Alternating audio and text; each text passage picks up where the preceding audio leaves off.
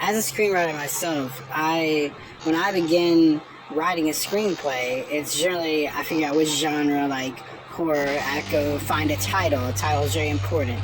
Um, a title can tell you what the film is about, or can lead you in the direction of that story. Can also create characters just from nothing, like the vampire, as opposed to uh, 3 nights in a vampire's house with your sister. It's a larger sort of undertaking. With screenwriting, there is a major sort of law there.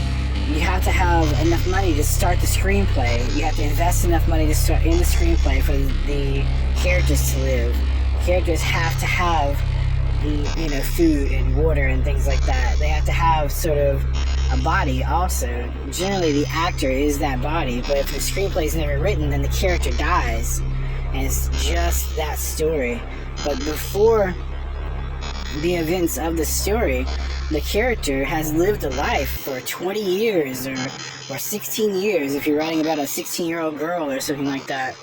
And, that girl had her period. That girl has had her first kiss, or was molested as a child or something like that. Those sort of characters have a life before you, and it's sort of your responsibility as a writer, screenwriter, to play God with that character. And a lot so did that character receive a car for her Sweet 16 party, or was she just too deep-seated to be able to have the car and not turn into some superficial girl? Those characters have to have some place inside of them that is just more than a shell, or more than just a chess piece. If you don't have those things, those characters can't develop. They can't have anything inside of them. They're just $15 characters. But when you invest money, like if you buy orange juice that day and you allow that character that orange juice, you bought that stake and stock of that character, and it's orange juice. That's a big, huge gold mine, so that's my sort of business model, and please do not use it. But those things have to be met, or those characters do not have what they need in life. And generally, that's a real reason to kill them off, too. And no one's going to care. They're already dead.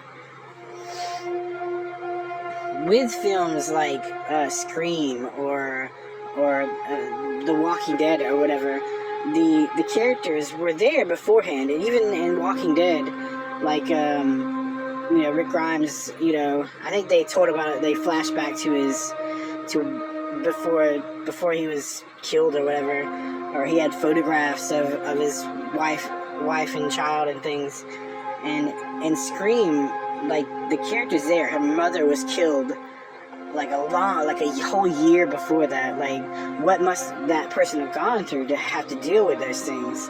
So those things are very valuable. So you have to have enough money on hand. Like $100 bill likely would cover like most of those things in that screenplay, because there are like billions of $100 bills. There are hundreds of thousands of screenplays just being circulated. $100 bill would be sort of a pretty solid place to start. Most of the time I develop like the surroundings or dreamscapes inside of the screenplay, and I allow the character to walk into those dreams, or to walk into those places inside of other people's minds, like Freddy Krueger or something like that.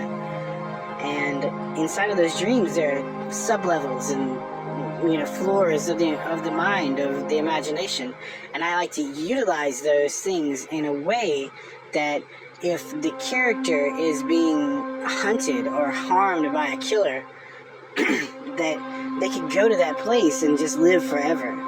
Like, you know, they could go inside their imagination where that character isn't there. There are real life repercussions to writing about a person who is being murdered. All right, so when you write about yourself as a character, you take on those things, and it's a really talented thing for an actor to obtain. But unless you're an actor, you don't really have what it takes to hold that, or the character could really overtake you in fear, and like that's a new level of fear, that's a new level of fright. And with like Evil Dead, I wrote about the audience is the killer. Alright, so the audience is sitting there watching the people die, hoping that the people die, because they obtain some strange thing from it. But so who is Ash? Who is the main character? You know, like who is the protagonist? Like the people dying. That's their hope. That's their, you know, they're like, we hope you kill us because this thing's taking us over. Like you have to understand that I'm on a far superior level of screenwriting and character development than most screenwriters will ever achieve. That's just a small sort of percentage of what I want to do with the film industry, and you guys sort of do not have what it takes for the industry to thrive, to have those things. I mean, you can come up with derivative products like you went to my college and things like that, but I'm still going to charge you your entire life because I own everything you'll ever do already in my revenue, in the bank, you know, in my likeness rights.